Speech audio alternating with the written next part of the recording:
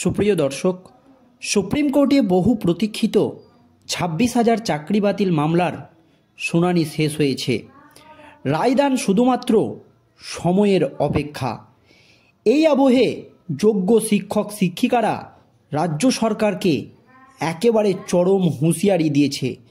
যদি তাদের চাকরি বাতিল হয় সেক্ষেত্রে নবান্ন ঘেরাওয়েরও ডাক দিয়েছে যোগ্য শিক্ষক শিক্ষিকারা। এমনকি রাজ্যের বিরোধী দলনেতা শুভেন্দু অধিকারী মুখ্যমন্ত্রী মমতা ব্যানার্জিকে হুঁশিয়ারি দিয়ে বলেছে যে যদি রাজ্যের একজনও যোগ্য শিক্ষক শিক্ষিকার চাকরি বাতিল হয় সেক্ষেত্রে কিন্তু তারা নবান্ন ঘেরাও করবে এবং অনশন করবে। মুখ্যমন্ত্রী মমতা ব্যানার্জি যদি নবান্নের ভেতরে থাকে তাহলে বাইরে বের হতে পারবে না, এমনকি বাইরে থাকলে ভেতরে ঢুকতে পারবে না। এই রকমই হুঁশিয়ারি দিয়েছে রাজ্যের বিরোধী দলনেতা শুভেন্দু অধিকারী। এই আবহে যখন সুপ্রিম কোর্টে রায়দান শুধুমাত্র সময়ের অপেক্ষা, তখন একেবারে নজিরবিহীন কাণ্ড। রাজ্যের সংস্থা এসএসসি যোগ্য এবং অযোগ্যর তালিকা নিয়ে ছুটল সুপ্রিম কোর্টের প্রধান বিচারপতি জাস্টিস খান্নার কাছে। আর তাতেই সুপ্রিম কোর্টের প্রধান বিচারপতি জাস্টিস খান্নার একেবারে চরম পর্যবেক্ষণ। জাস্টিস খান্না কিন্তু নিজের অবস্থান আগেই স্পষ্ট করে দিয়েছিল, যদি যোগ্য এবং অযোগ্য পৃথক করা সম্ভব না হয় সেক্ষেত্রে কলকাতা হাইকোর্টের নির্দেশই বহাল থাকবে, অর্থাৎ 26,000 চাকরি বাতিল হবে। এই আবহে যোগ্য শিক্ষক শিক্ষিকারা দাবি করছিল যে তাদেরকে বঞ্চনার শিকার হতে হচ্ছে, তাদের পেছনে গভীর ষড়যন্ত্র হচ্ছে, এমনই কিন্তু দাবি করছিল যোগ্য শিক্ষক শিক্ষিকারা। আর এই আবহে একেবারে সুপ্রিম কোর্টের প্রধান বিচারপতির হাতে যোগ্য এবং অযোগ্যের লিস্ট তুলে দিল এসএসসি। ঠিক কি হয়েছে দর্শক দেখুন। যোগ্য অযোগ্যদের পৃথকীকরণ কি সম্ভব? সোমবার সুপ্রিম কোর্টে সিবিআইয়ের উত্তরে হ্যাঁ বললেও সদুত্তর দিতে পারেনি এসএসসি। মামলার শুনানির আগেই শেষ হয়েছে, অপেক্ষা রায় ঘোষণার। এর মধ্যে নতুন করে নথি জমা দিতে চেয়ে মামলা করল এসএসসি। 26,000 চাকরি বাতিল মামলায় ফের সুপ্রিম কোর্টের দ্বারস্থ হল এসএসসি। উল্লেখ্য, পরেশ অধিকারীর মেয়ে অঙ্কিতা অধিকারীর চাকরি গিয়েছিল কলকাতা হাইকোর্টের রায়ে। সেই রায়কে চ্যালেঞ্জ করে সুপ্রিম কোর্টের দ্বারস্থ হয়েছিলেন তিনি। সেই শুনানির সময় বুধবার এসএসসি কোর্টের কাছে আবেদন করে যে 26,000 চাকরি বাতিল এই মামলায় তারা নতুন করে কিছু নথি জমা দিতে চায়, অর্থাৎ যোগ্য এবং অযোগ্যের লিস্ট দিতে চায়। তাছাড়া নথি আর কী বা হতে পারে? প্রাথমিকভাবে এই আবেদনে প্রধান বিচারপতি উষ্মা প্রকাশ করেন। তিনি বলেন, এই বিষয়ে দীর্ঘ শুনানি হয়েছে, নথি জমা দেওয়ার সুযোগ দেওয়া হয়েছে, আবার নতুন করে কেন তারা নথি জমা দেবেন এই প্রশ্ন তুলে দেন সুপ্রিম কোর্টের প্রধান বিচারপতি জাস্টিস খান্না। কিন্তু তার মধ্যেও আগামী সোমবারের মধ্যে যাবতীয় নথি জমা দেওয়ার নির্দেশ দেওয়া হয়েছে সুপ্রিম কোর্টের তরফে। প্রসঙ্গত, গত সোমবার 26,000 চাকরি বাতিল মামলার শেষ শুনানি হয়। সুপ্রিম কোর্টের প্রধান বিচারপতি সঞ্জীব খান্না ও বিচারপতি সঞ্জয় কুমারের বেঞ্চে প্রায় 2 ঘন্টা ধরে শুনানি হয়। মামলার শুনানিতে সিবিআইয়ের আইনজীবী বলেছিলেন, নাইসা আমাদের কাছে জানায় যে কোনো ডেটা নেই, তারপর আমরা ডেটা স্ক্যান টেক থেকে ডেটা সংগ্রহ করি, এরপর আমরা পঙ্কজ বনসলের কাছ থেকে ডেটা সংগ্রহ করি, দুটো ডেটাকে মিলিয়ে দেখি।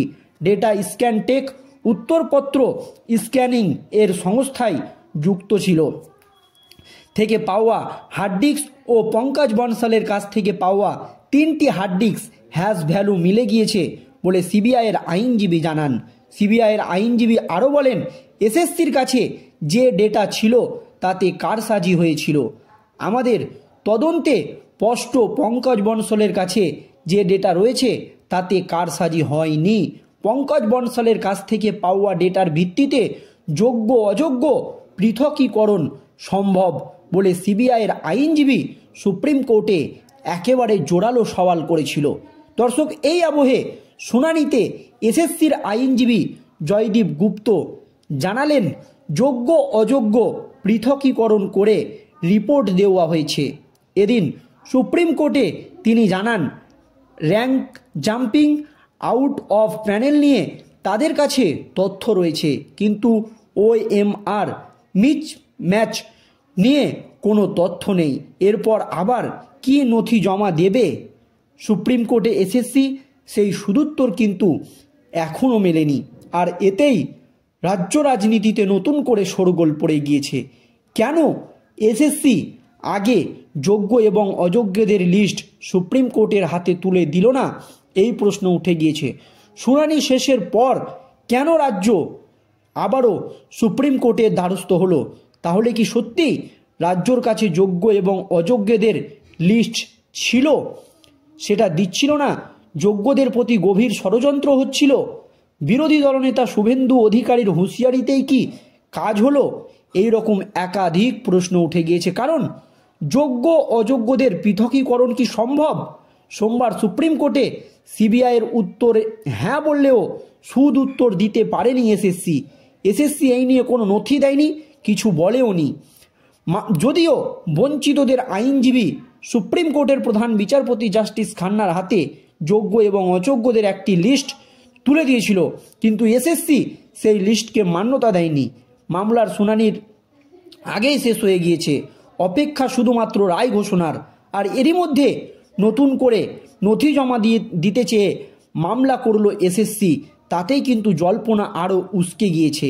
26,000 চাকরি বাতিল মামলায় ফের সুপ্রিম কোর্টের দ্বারস্থ হলো এসএসসি। দর্শক, একেবারে নজিরবিহীন ঘটনা যে কোনো মামলার শুনানি শেষ হওয়ার পর আবারও নথি নিয়ে সুপ্রিম কোর্টে হাজির। উল্লেখ্য, পরেশ অধিকারীর মেয়ে অঙ্কিতা অধিকারীর চাকরি গিয়েছিল কলকাতা হাইকোর্টের বিচারপতি অভিজিৎ গঙ্গোপাধ্যায়ের রায়ে। আর অভিজিৎ গঙ্গোপাধ্যায়ের সেই রায়কে চ্যালেঞ্জ করে সুপ্রিম কোর্টের দ্বারস্থ হয়েছিল তৃণমূলের হেভিওয়েট মন্ত্রীর মেয়ে অঙ্কিতা অধিকারী। তবে সুপ্রিম কোর্ট তার আর্জি সরাসরি খারিজ করে দিয়েছেন। এমনকি কলকাতা হাইকোর্টের প্রাক্তন বিচারপতি তথা তমলুক লোকসভা কেন্দ্রের বিজেপি সাংসদ অভিজিৎ গঙ্গোপাধ্যায় যে রায় দিয়েছিল, সেই রায়কেই সমর্থন করেছে সুপ্রিম কোর্টের বিচারপতিরা। আর সেই রায়কেই চ্যালেঞ্জ করে সুপ্রিম কোর্টের দ্বারস্থ হয়েছিল মন্ত্রীর কন্যা। সেই শুনানির সময় বুধবার এসএসসি কোর্টের কাছে আবেদন করে 26,000 চাকরি বাতিল এই মামলায় তারা নতুন করে কিছু নথি জমা দিতে চায়।